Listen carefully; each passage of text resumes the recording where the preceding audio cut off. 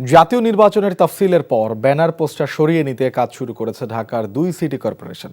এবছর পোস্টার নিষিদ্ধ থাকায় তফসিলের পর গুরুত্ব দিয়ে দেখা হচ্ছে প্রার্থীরা নির্দেশনা মানছে কিনা।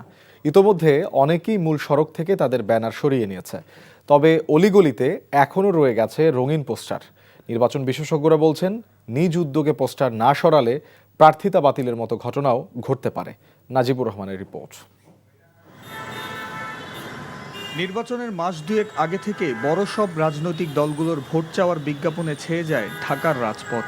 অলিগলি এমনকি সরকারি স্থাপনাও দখলে নেয় রাজনৈতিক দলের নেতারা। এবার পোস্টার নিষিদ্ধ করা হয়েছে নির্বাচনী প্রচারে। তফসিলের পর ৪৮ ঘন্টা পেরিয়ে যাওয়ার মধ্যে অনেকেই নিজ উদ্যোগে সরিয়েছে পোস্টার ব্যানার, তবে রয়ে গেছে অধিকাংশ পোস্টার। ঢাকার বেশিরভাগ এলাকা থেকে সিটি কর্পোরেশনও সরিয়ে নিয়েছে নির্বাচনী বিজ্ঞাপন। অনেক প্রার্থীকে চিঠির মাধ্যমে সতর্ক করেছে নগর প্রশাসন। প্রার্থীদের সহযোগিতা ছাড়া পরিচ্ছন্নতার এ কাজ চ্যালেঞ্জিং বলছেন ঢাকা উত্তরের প্রশাসক।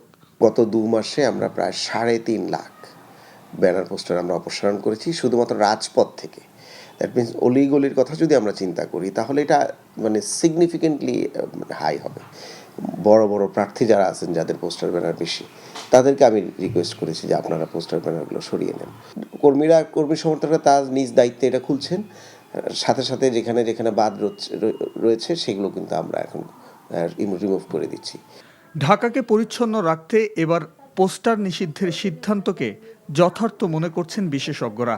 যে ব্যক্তির থাকবে তাকে চিঠি দিয়ে বলতে হবে যে আপনার অমুক অমুক জায়গায় পোস্টার রয়ে গেছে, অমুক যে ব্যানার আছে, আপনাকে 3 দিন সময় দেবে, এর মধ্যে আপনি রিমুভ করুন। কোনো আদেশ যখন ইলেকশন কমিশন থেকে দেওয়া হয় তা অবশ্যই প্রতিপালন করার জন্যই দেওয়া হয়। এটা বাস্তবায়নের শিথিলতা থাকা মানেই কিন্তু ইলেকশনে যে বিশৃঙ্খলা করার যে সুযোগটা খুঁজে, এটা তারা একটু উৎসাহী হয়ে ওঠে। ত্রয়োদশ জাতীয় সংসদ নির্বাচনে পোস্টার নিষিদ্ধ থাকলেও আনুষ্ঠানিক প্রচারণার সময় 20টি নির্ধারিত মাপের বিলবোর্ড ব্যবহার করা যাবে। এছাড়া সাদা কালো ফেস্টুন, লিফলেট ও ব্যানারও ব্যবহার করতে পারবেন প্রার্থীরা। Najibur Rahman, NTV news, Dhaka.